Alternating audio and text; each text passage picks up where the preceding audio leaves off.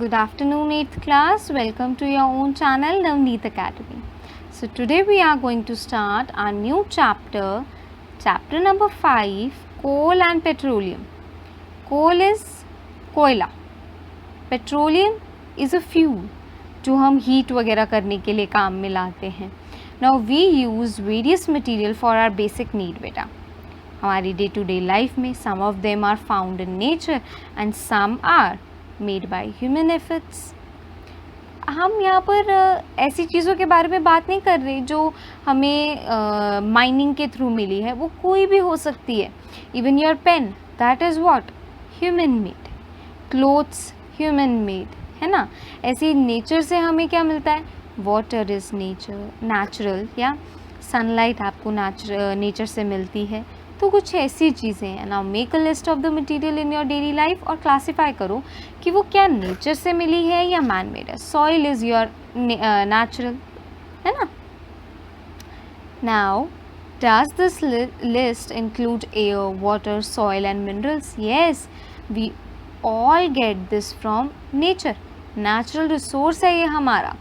Air nature से मिलती है, वाटर नेचर से मिलता है, सॉइल नेचर से मिलती है, एंड ऑल द मिनरल्स जो हमें माइनिंग के थ्रू ज़मीन के नीचे से मिलते हैं, हम एक्सट्रैक्ट करते हैं, वो सब नेचुरल रिसोर्स है हमारा, है ना.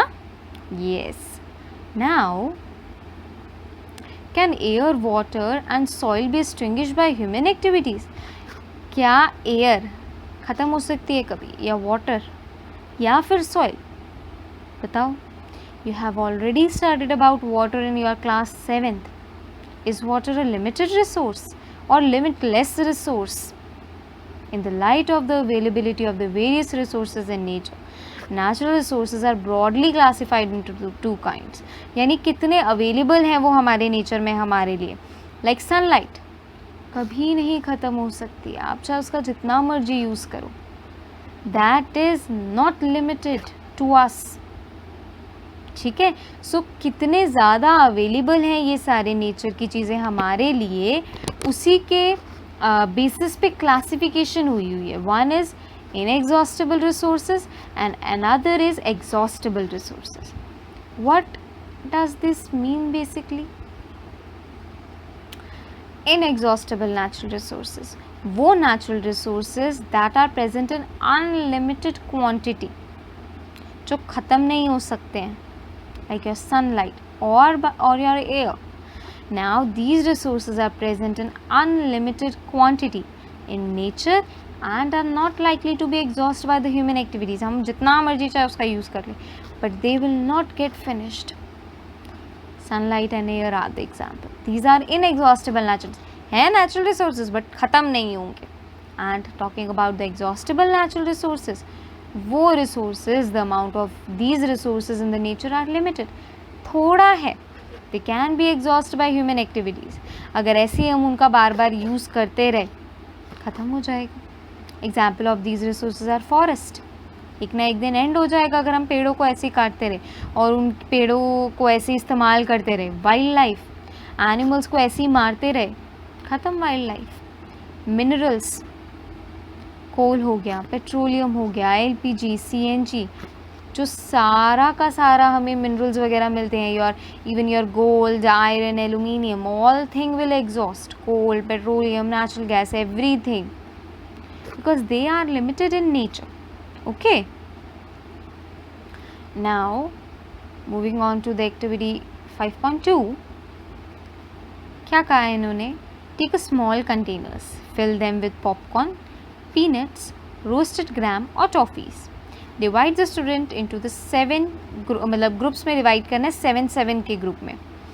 Further divide each group into 3 सब ग्रुप्स, यानी उन्हीं 7 बच्चों को 3 में करना है, containing 1, 2 and 4 students, यानी एक single student, 2 student, 3 and 4, 7. Label them as first, second and third generation respectively. कर दिया? Okay. Now these subgroup represent the consumers. ये हमारे consumers हैं. As population is growing, second and the third generation have larger number of consumers. यानी सबसे पहले हमने एक ग्रुप में डिवाइड किया था, तो 1 consumer, that is your grandparents suppose. After that 2 children's में हमने डिवाइड किया, दैट मीन्स व्हाट, 2 कंज्यूमर, एक एक्स्ट्रा आ गया। और जो हमने थर्ड ग्रुप को डिवाइड किया था वो किया था 4 चिल्ड्रंस में, यानी जो थर्ड जनरेशन आ गई और भी ज़्यादा कंज्यूमर्स बढ़ गए। Now put 1 container for each group on the table. Ask consumer of the first generation from each group to consume eatables from the container of the group. तो क्या होगा अगर मैंने उसके अंदर 5 टॉफ़ीज़ डाली हैं, तो मेरा जो फर्स्ट जनरेशन का ग्रुप था उसके अंदर कौन है, सिर्फ सिंगल चाइल्ड है, तो सिर्फ एक ख़त्म होगी। Now ask the second generation consumers to from each group to the same, यानी सेम चीज़ आप सेकेंड जनरेशन के साथ करें। एंड देन सेम चीज़ ask the student to observe carefully the availability of eatables in the each. Suppose मैंने 10 toffees रखी हैं, आई हैव अ बाउल जिसमें मैंने 1 2 3 4 अप टू 10 टॉफ़ीज़ रखी हैं। फर्स्ट ग्रुप को बोला, ये टॉफ़ीज़ का जार दिया, उसे बोला आप निकाल लो। फर्स्ट ग्रुप में एक चाइल्ड था, उसने एक टॉफ़ी निकाल ली, remaining are 9 toffees are left अभी तक। सेकेंड जनरेशन की बात आई, कंटेन 2 चिल्ड्रंस, उनके सामने यही जार रख दिया। नाउ 9 थे, अब एक एक उन्होंने निकाल ली। Now I have 7 left. Now third generation के पास मैं जब ये लेकर गई, पहले 10 थे, 9 हो गए, 7, अवेलेबिलिटी धीरे धीरे धीरे धीरे कम हो गई। यानी अगर सेकेंड जनरेशन के पास ज़्यादा ऑप्शन थे तो ये आगे जनरेशन्स तक आते आते कम होता गया। Now if something is left in the container, ask third generation from each group to consume it. So now finally you will observe whether all consumers of the third generation got tables or not. Also observe if anything is still left in any of the container. अगर suppose मैंने सिर्फ 5 toffees ही डाली होती 10 की जगह, तो क्या होता, फर्स्ट जनरेशन ले लेती एक टॉफ़ी, सेकेंड जनरेशन में से 2 जने थे तो वो भी एक एक टॉफ़ी ले लेते, तो मेरे पास सिर्फ 2 टॉफ़ीज़ रिमेनिंग रह जाती।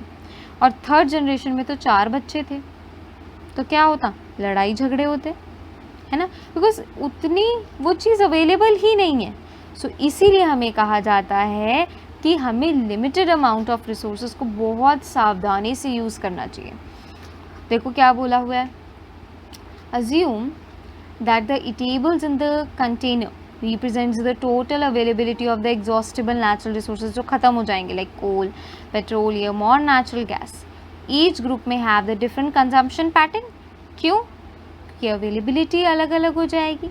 फर्स्ट के पास ज़्यादा ऑप्शन होगा मतलब कंज्यूम करने का, तो सेकेंड जनरेशन के पास आते आते थोड़ा कम हो जाएगा, थर्ड जनरेशन के पास उससे कम हो जाएगा, और अल्टीमेटली अगर ये 4th 5th जनरेशन तक पहुँचा तो बिल्कुल ही ख़त्म हो जाएगा, है ना। So are the earlier generation of the any group too greedy? बिल्कुल हो सकते हैं। अगर वो ग्रीडी हो गए तो बाकी की सारी जनरेशन के लिए नुकसान ही नुकसान है, डिसएडवांटेज है उनके लिए सबसे बड़ा।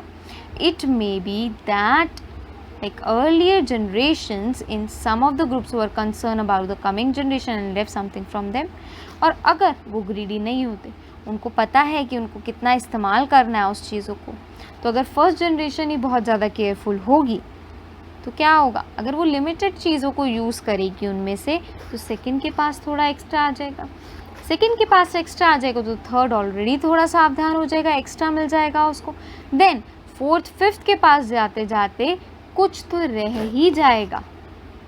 ठीक है, तो यानी आपको हमेशा रिसोर्सेज को बहुत केयरफुली यूज़ करना चाहिए। ऐसा नहीं है ठीक है उस कमरे में कोई नहीं बैठा, अरे बहुत आलस आ रहा है, लाइट फैन ऐसे ही छोड़ दूँ, नहीं, पानी चल रहा है तो उसको चलता ही छोड़ दूँ, क्या बिगड़ जाएगा इतने से पानी में से, ऐसा नहीं होता, बहुत लिमिटेड रिसोर्सेज होते हैं हमारे पास ये। So, in this chapter we will learn about some exhaustible natural resources like coal, petroleum and natural gas. These were found from the dead remaining of the living organism, जिन्हें हम fossils कहते हैं। कैसे पता चला कि डायनासोर एग्जिस्ट कर रहे थे? बिकॉज हमें उनके फॉसिल्स मिले, यानी ज़मीन के नीचे से जब आर्कियोलॉजिस्ट ने क्या किया, खुदाई की, तो उन्हें उनके रिमेनिंग्स मिले, हड्डियाँ वगैरह मिली, जिनसे उन्हें पता चला कि ये डायनासोर नाम की प्रजाति भी कोई थी। ठीक है। सो इन्हीं फॉसिल से जो डेड रिमेनिंग रह जाते हैं, इन्हीं से ही ये नेचुरल रिसोर्सेज बनते हैं, मिनरल्स बनते हैं। ठीक है, इनको हम फॉसिल फ्यूल्स कहते हैं।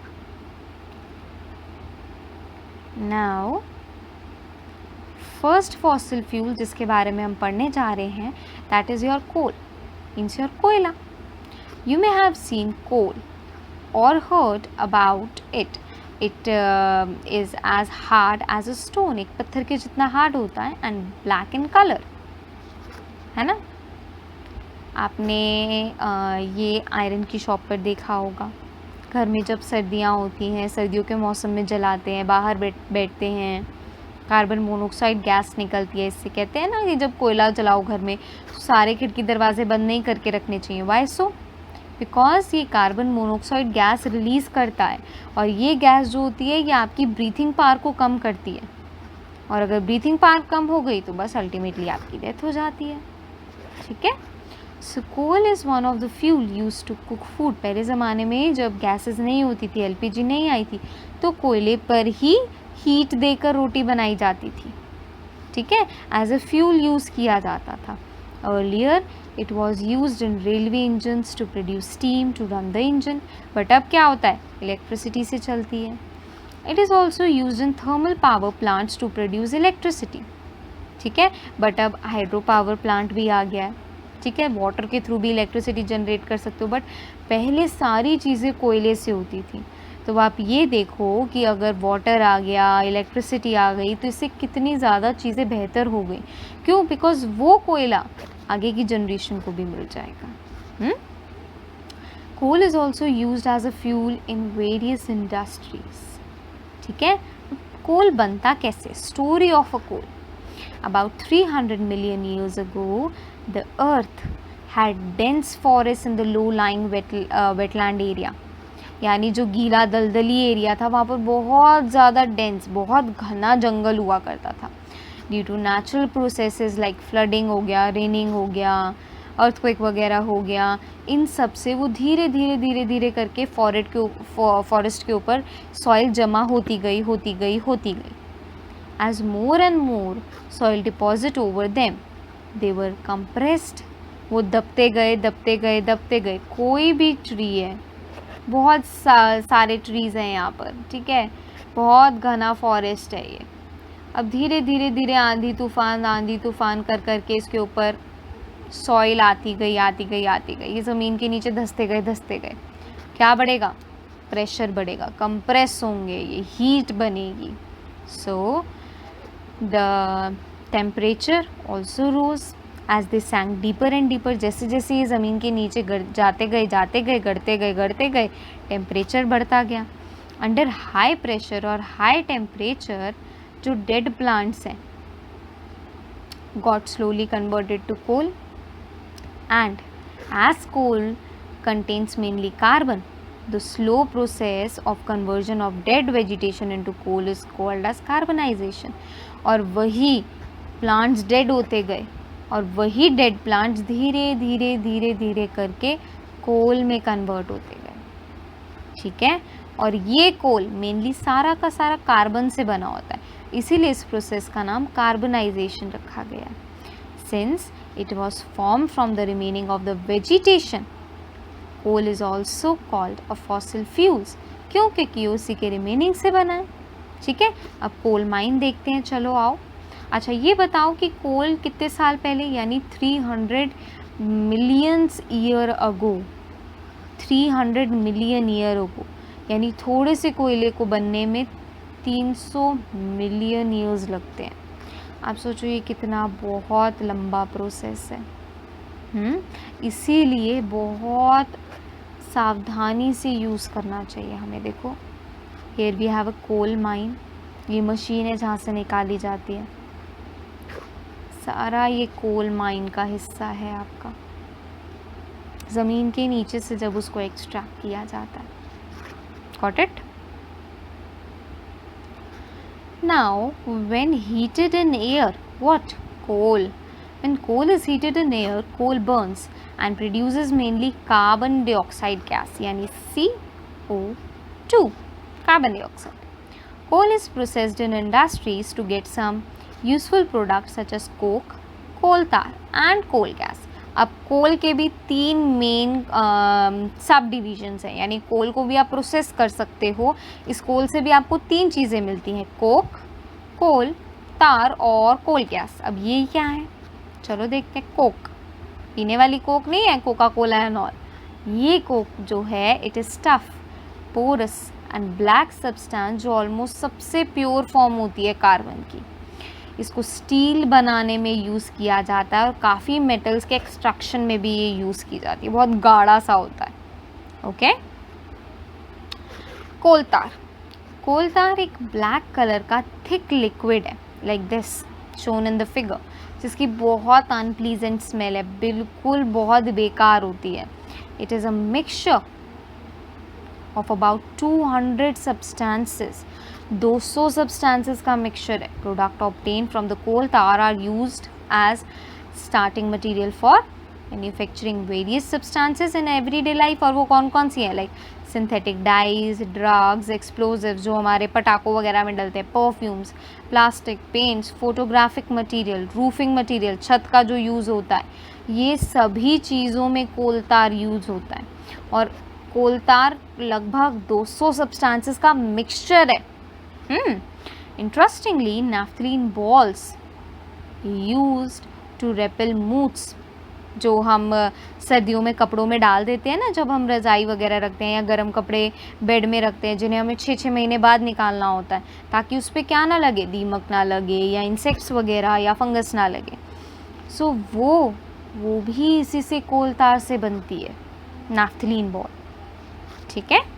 These days bitumen, a petroleum product, is used in place of coal tar for metalling the roads, यानी उनको मेंटेन करने के लिए, बिल्कुल स्ट्रेट बनाने के लिए, एक समतल करने के लिए बेसिकली पहले क्या यूज़ किया जाता था, कोल तार यूज़ किया जाता था, बहुत गाढ़ा होता था। बट आज पेट्रोलियम का एक प्रोडक्ट यूज़ किया जाता है जिसका नाम है बिटुमेन। ओके, अब हमने किसके बारे में पढ़ लिया, कोक के बारे में, कोल तार के बारे में। अब हम पढ़ते हैं कोल गैस के बारे में। Now coal gas is obtain during the processing of coal to get coke. जब हम कोल में से कोक निकाल रहे होते हैं उसी वक्त कोल गैस भी निकलती है। Now it is used as a fuel for many industries जो कि कोल प्रोसेसिंग प्लांट के नियर होती है, बिकॉज़ ये काफ़ी ज़्यादा हीट प्रोवाइड करता है। अब हमारे घरों में तो ये चीज़ आनी पॉसिबल नहीं है, बिकॉज़ इतनी लंबी चेन हो जाएगी उसको लाने के लिए। ठीक है, सो जो भी आसपास कोल प्रोसेसिंग प्लांट के नियर होता है वो ये प्रोवाइड कर, मतलब ये यूज़ कर सकता है ईजिली। ठीक है, सो हमने क्या पढ़ा कि कोल कैसे फॉर्म होता है। बहुत ज़्यादा फॉसिल्स जब 300 मिलियन ईयर्स तक नीचे फॉरेस्ट दबा रहता है, तब उसके फॉसिल्स जो फॉर्म होते हैं वो धीरे धीरे करके कन्वर्ट होते हैं कोल में सॉरी। और उसके 3 मेन कंपोनेंट्स कौन कौन से हैं, कोक, कोल तार एंड कोल गैस। और इन तीनों के भी क्या क्या करेक्टरिस्टिक्स है वो हमने पढ़ ली है। ठीक है, तो ये नेचुरल रिसोर्स है हमारा, जिसे हमें लिमिटेड अमाउंट में यूज़ करना चाहिए। ओके।